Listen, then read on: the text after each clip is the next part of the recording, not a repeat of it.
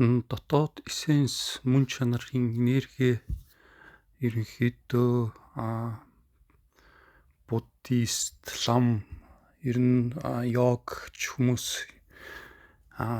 яаж ингэж нэг таних гэж одоо нэг хичээж ийсэн бэ гэдэг талаар нэг сонирхолтой зүйл ярэ. Тэгээд Sound of Silence гэдэг нэг ном бичсэн Ajahn Sumedho гэдэг Америкарлтай буддист лам хүн 1934 онд төрсэн Америк төрсэн яг жинхэнэ нэр нь болохоор Роберт Шакман гэдэг.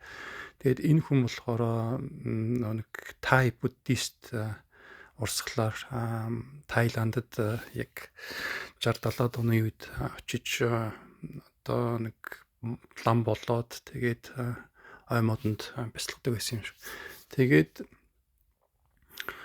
нэлээд олон жил бясалгаад нэлээд spiritual practice нэлээд гайгүй болсон юм шиг. Тэгээд буцаад одоо Лондонд нэг өвөл очоод шүн голцоо бясалгадаг ерөнхийдөө. Тэгээд хамгийн түрүүн нөгөө нэг Лондонд очингуудаа нэг ихний шүнөөс ахуулаад бясалгаж явах үед мэдэрсэн зүйл нөгөө нэг гинт одоо нэг тархин дотор нь ингээд тийм дуу аваа чимээ сонсогдож байгааг анзаарч эхэлсэн юм байна. Тэгээд бүр мэдэгтгүүц тод сонсогддог зүйл байгаад. Тэгээд энийг яагаад нэг Таиландд байхдаа анзаараагүй вэ гэхээр нэг ой модон дотор ингээд царцаа энтергээд цикада гэж яриад байгаа. Юу шивж хорхойд нэр ингээд нэг ой модон дотор лаг чимээтэй дуурдаг. Тэгээд тэрнтэй холилдоод нэг толгой дотор сонсогдож байгаа энэ дуу аваа яг бясалгалын төлөвт орсны дараас яг холилдоод нэг тод сонсогддгоо ялгагддаг байсан юм шиг. Тэнгүүд яг нөгөө нэг өвөл тэгээд Лондонд яг шүн бясалгаж байгаа үед энэ яг дотор нь ингээд тод сонсогдож байгаа нь анзаарч эхэлсэн юм байна. Тэгээд энийг ямар ч одоо зүйл ингээд дотор нь дуу аваа байдлаар ингээд сонсогдоод байгааг гайхаад тэгээд энийг ер нь нөгөө бясалгалд ашиглаж болохгүй мó гэдэг гол нь нөгөө нэг бясалгалч өөрөө ямар нэг зүйлд анхаарлаа ингээд хандуулаад тэрийг ингээд удаан тэр зүйл дээр бясалгалын объект гэж яриад байгаа зүйл дээр анхаарлаа удаан барьж чадах юм бол ухамсар өөрөө ингээд нарийн төлөв рүү шилждэг гэдэг утгаар тэнгүүд энэ нөгөө нэг дуу аваа дотор нь сонсогдож байгаа зүйл нь маш сонирхолтой. Өөрөөр хэлбэл эхлэл гэж байхгүй, төгсгөл гэж байхгүй. Яг хаана сонсогдож байгаа нь хаанаас сонсогдож байгааг мэддэхгүй хааш тэгээд тасралтгүй ингээд жингнээ сонсогдож идэг зүйл болоо. Тэнгүүд энэ өөрөө нөгөө нэг барьцгүй зүйл яг нөгөө нэг бясалгалын объект байдлаар ашиглахад болох юм шүү гэж нэг Ajahn Sumedho өөрөө ухаж ойлгоод одоо нэг энэнийхээ талаар хүртэл ингээд нэг яг энэ дээрээ төвлөрлөөд бас хэдэн жил бясалгасан юм байна. Тэгээд энэ өөрөө энэ техник нь өөрөө бясалгалын техник нь нэлээд өөрт нь ингээд үр дүнтэй нөлөөлөд ирэнгүүт энэ талаараа ингээд хүмүүс ярьдаг, бичдэг. Тэнгүүд нэг хүн ингээд комент хийгээд наадах чинь нөгөө нэг сурунгама сударт гардаг техник бясалгалын техник байна шүү дээ.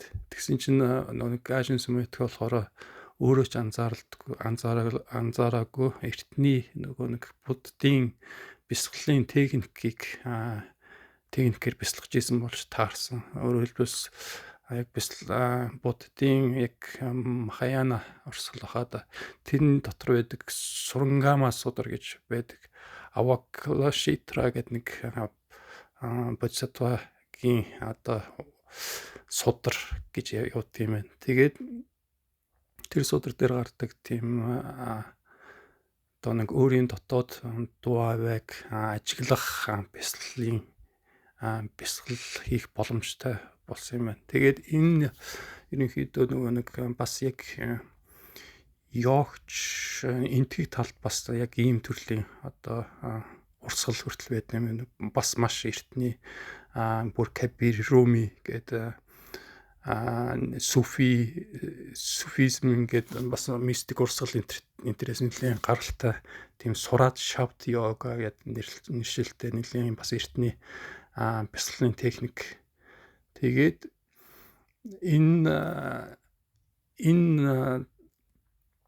техникийг хязгаар ашиглах боломжтой болдог вэ гэсэн чинь нөгөө ерөнхийдөө хэдэн жилийн турш ингээд бясалгаж явах явц аяндаа нөгөө нэг дотоодод одоо төвлөрч байгаа үед аяндаа нөгөө нэг дотоод мөн чанар гэж байгаа энергийнхээ эссенсийн одоо нэг дугарч байгааг сонсох боломжтой болд юм гэж ойлгосон би. Тэгээд эндээ төвлөрөөд сонсох тусам улам нөгөө нэг тэр энергитэй дотоод мөн чанарынхаа эссенс энергитэй ойртох боломжтой болд юм. Өөрийгөө тэрийг таних боломжтой бол. Тэгээд сураад шавд урсгалын хамгийн одоо нэг хүмүүс сайн мэддэг одоо нэг ном зохиол нь ном судар нэлээд танигдсан болохоор Кабир Руми гэдэг хүмүүс байт юм. Тэгээд Кабирийн өөрийнх нь нэг бичсэн гэж үздэг Анураг Сагар гэдэг Ocean of Love гэдэг бас ном байдаг. Тэрэн дээр болохоор яг энэ өөрийн дотоод дуу авиаг сонсох техникийн талаар бас нэлээд бичсэн. Тэгээд энэ техникийг ашиглаад өөрийгөө таних гэж хичээдэг тийм practitioner хүмүүс нь сүүлдээ бүр нэг soul travel гэдэг зүйл хийдэг болж таарад. Тэгээд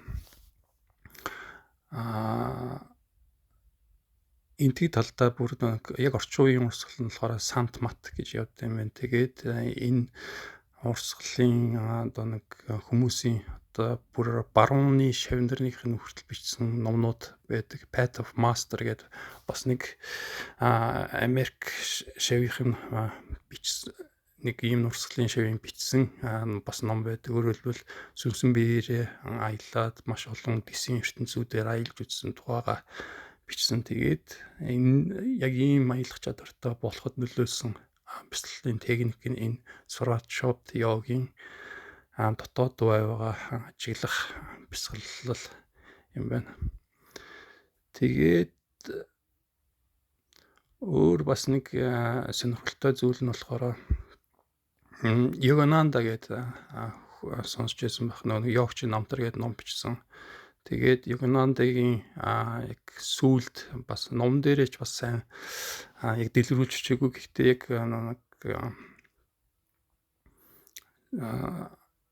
meditation байдлаар яг зааж хийсэн тийм нэг Aum cosmic meditation гэдэг нэг бас яг ижлэн бясалгалын техник. Өөрөөр хэлбэл нэг